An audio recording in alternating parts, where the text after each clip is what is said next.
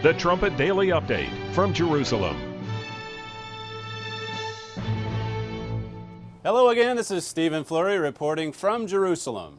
On Sunday, Egypt's new president, Mohammed Morsi, ordered the Egyptian parliament to get back to work, a decision that flies right in the face of the Constitutional Court's June 14th decision to dissolve parliament.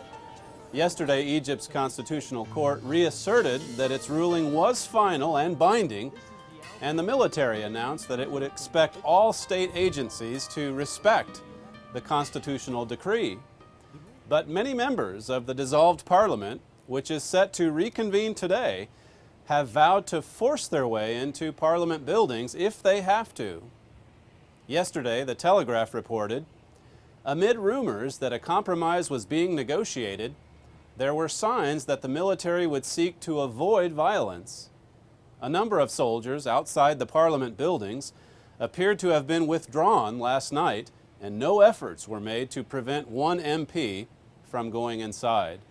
Guards who remained said they would not stop other members from entering.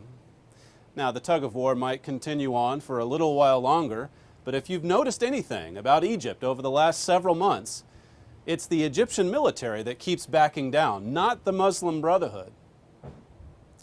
As Robert Morley wrote in his column on thetrumpet.com today, he said Morsi's move was a direct challenge to the former military rulers. It shows his strength, but more importantly, it shows the direction Morsi wants to take Egypt, away from the more secular constitution and into a fundamentalist Islamic future.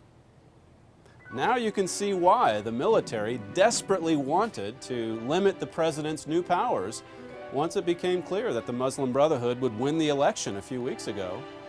And now, just 2 weeks into his presidency, look at what's happening.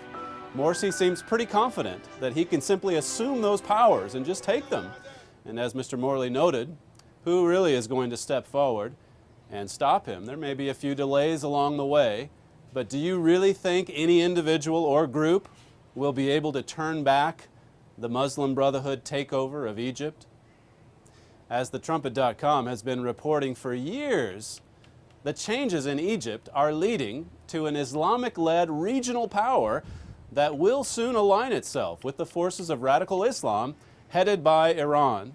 And the shocking thing is, Washington is embracing this new extremist government.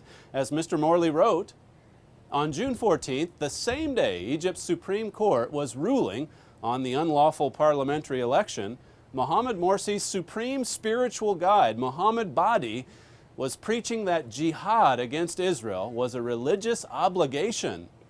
Since Israel is supposedly America's ally, this is Mr. Morley writing, one would think that President Obama might have been concerned, especially since Badi is Morsi's supreme religious guide. Badi said Muslims are required to engage in jihad of self and money toward the goal of freeing Jerusalem from the filth of the Zionists and imposing Muslim rule throughout beloved Palestine. Now, this is the administration that America helped to install in place of Hosni Mubarak. This is supposedly America's new Egyptian ally. Make sure you read Mr. Morley's column today at thetrumpet.com for the full story on what's happening in Egypt. This is Stephen Flurry reporting from Jerusalem.